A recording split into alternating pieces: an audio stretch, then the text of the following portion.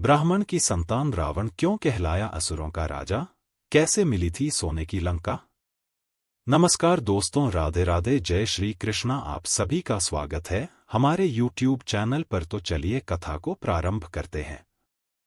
रावण ने कई वर्षों तक शिव की गहन तपस्या की। तपस्या के दौरान रावण ने शिव को प्रसन्न करने के लिए बलिदान के रूप में अपना सिर 10 बार काटा। हर बार जब वो अपना सिर काटता था तो उसके धड़ में एक नया सिर लग जाता था, जिससे उसने अपनी तपस्या पूरी की और अंत में भगवान शिव ने उसकी तपस्या से प्रसन्न होकर उसे वरदान दिया। तब रावण ने अहंकार में अपने वरदान में नश्वर इंसानों को छोड़कर देवताओं, राक्षसों, सांप और जंगली जानवरों से हानि ना होने का वर मांगा, जिसका मतलब था कि ये सभी प्रजातियां उसे कोई नुकसान नहीं पहुंचा सकती। यही वजह है कि बाद में मनुष्य रूप में जन्म लेकर राम ने रावण का अंत किया था। रामायण, विजयदशमी या दिवाली का जिक्र होने पर हमारे मन में सबसे पहला ख्याल श्री राम और रावण के युद्ध और भगवान राम द्वारा रावण के अंत का आता है। लेकिन शास्त्रों में रावण को एक दैत्य, राक्षस, अत्याचारी के अलावा भी कई रूपों में वर्णित किया गया है। रावण को महान विद्वान, प्रकांड पंडित, महाज्ञानी, राजनीतिज्ञ, महाप्रतापी, महापराक्रमी योद्धा और अत्यंत बलशाली जैसे नामों से पुकारा गया है। रामायण में जिक्र है कि राम ने भी एक बार रावण को महाविद्वान, उसके ज्ञान के संदर्भ में महान ब्राह्मण के रूप में संबोधित किया था। रामायण में रावण को ऋषि विश्रवा की संतान बताया गया है, लेकिन उसकी मां कैकसी क्षत्रिय राक्षस कुल की थी, इसलिए उसे ब्रह्म राक्षस कहा जाता था। राक्षसी और क्षत्रिय दोनों गुणों के साथ वो बेहद बलशाली और बहुत बड़ा शिव भक्त था। रावण का जन्म महान ऋषि विश्रवा, वेसमुनि और उनकी पत्नी दैत्य राजकुमारी कैकसी के घर हुआ था। उनका जन्म देवगण में हुआ था, क्योंकि उनके दादा ऋषि पुलस्त्य ब्रह्मा के 10 मानस पुत्रों में एक थे। वो 7 महान ऋषियों के समूह, जिसे सप्तर्षि कहा जाता है, उसके सदस्य थे। कैकसी के पिता और दैत्यों के राजा सुमाल्या की इच्छा थी कि उनकी बेटी की शादी नश्वर दुनिया के सबसे शक्तिशाली व्यक्ति के साथ हो, ताकि उससे एक असाधारण संतान का जन्म हो। उन्होंने अपनी बेटी के लिए आए विश्व के बड़े से बड़े राजाओं के प्रस्तावों को ठुकरा दिया, क्योंकि वो सभी उनसे कम शक्तिशाली थे। कैकसी ने इसके बाद ऋषियों में अपने लिए वर की खोज की और आखिर में विश्रवा ऋषि को शादी के लिए चुना, जिनका एक और बेटा कुबेर था। रावण ने बाद में अपने सौतेले भाई कुबेर से लंका छीन ली और उसका राजा बन गया। रावण के 2 भाई विभीषण और कुंभकर्ण थे। उनकी मां के कुल का संबंध मारीच और सुबाहु दैत्यों के परिवार से था। कैकसी ने एक बेटी को भी जन्म दिया था, जिसका नाम चंद्रमुखी, चंद्रमा जैसी चेहरे वाली लड़की था, जिसे बाद में राक्षसी शूर्पणखा के नाम से जाना गया।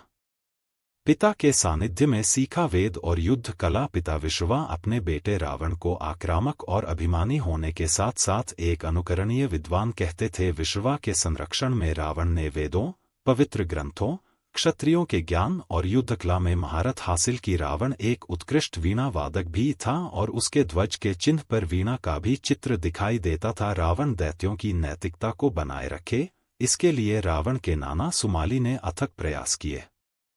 लंकापति रावण ने भगवान शिव को प्रसन्न करने के लिए की तपस्या।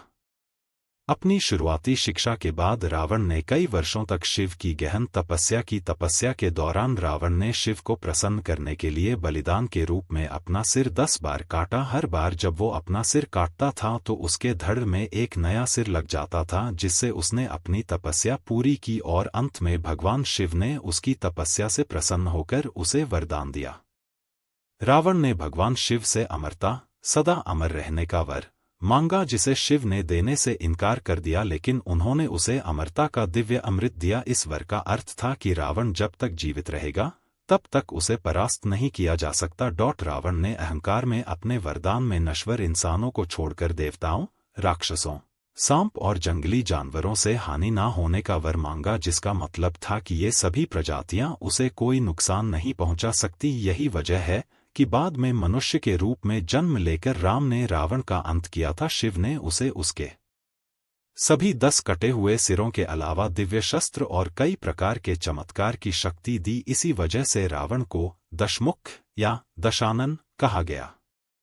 इन वरदानों को हासिल करने के बाद रावण ने अपने दादा सुमाली की तलाश की और अपनी शक्ति का विस्तार करने के लिए सेना का नेतृत्व करने लगा। इसके बाद रावण की नज़र लंका पर पड़ी और उसने उस पर कब्जा जमाने की कोशिश शुरू कर दी। लंका एक बेहद सुंदर और रमणीय शहर था जिसे शिव और पार्वती के लिए विश्वकर्मा द्वारा बनाया गया था।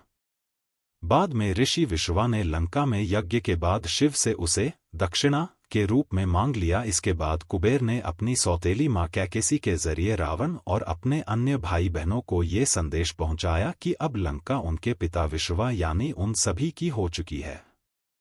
लेकिन बाद में रावण ने लंका को बलपूर्वक छीन लेने की धमकी दी, जिसके बाद उसके पिता विश्रवा ने कुबेर को सलाह दी कि वो लंका रावण को सौंप दें क्योंकि रावण अब अपराजय है। इस तरह रावण ने लंका पर कब्जा कर लिया। लंका पर विजय के बाद रावण शिव से मिलने के लिए कैलाश पर्वत पहुंचा तो शिव के वाहन नंदी ने रावण को अंदर जाने से रोक दिया। इससे वो नाराज हो गया और नंदी को चिढ़ाने लगा। बदले में नंदी भी क्रोधित हो गए और रावण को श्राप दिया कि लंका को एक वानर द्वारा नष्ट किया जाएगा। नंदी के सामने शिव के प्रति अपना प्रेम दिखाने के लिए रावण ने कैलाश पर्वत को उठा लिया और कहा कि वो शिव समेत पूरे कैलाश को लंका ले जाएगा। रावण के अहंकार से क्षुब्ध शिव ने कैलाश पर अपने पैर की सबसे छोटी अंगुली रख दी, जिससे कैलाश पर्वत अपनी जगह पर वापस स्थापित हो गया। लेकिन इसी दौरान रावण का हाथ पर्वत के नीचे दब गया और पूरे पर्वत का भार रावण के हाथ पर आ गया। वो इस पीड़ा से कराह उठा। उसे तुरंत अपनी गलती का एहसास हो गया। तब रावण ने भगवान शिव को प्रसन्न करने के लिए अपनी नसों को तोड़ दिया और उससे तार की तरह इस्तेमाल करते हुए संगीत बनाया और शिव की महिमा का गुणगान करने लगा। इस तरह उसने शिव तांडव स्तोत्र रच दिया। इसके बाद शिव ने उसे क्षमा कर दिया और उसकी भक्ति से खुश होकर उसे दिव्य तलवार चंद्रहास दी। कहा जाता है कि इस घटना के दौरान ही शिव द्वारा उसे रावण नाम दिया गया, जिसका अर्थ है तेज दहाड़, क्योंकि रावण का हाथ जब पर्वत के नीचे दबा तो उसके रोने से पृथ्वी कांप उठी थी। रावण इसके बाद भगवान शिव का आजीवन भक्त बन गया था। रावण की क्षमता और शक्ति वास्तव में विस्मयकारी थी। रावण ने कई बार मनुष्यों, देवताओं और राक्षसों पर विजय प्राप्त की।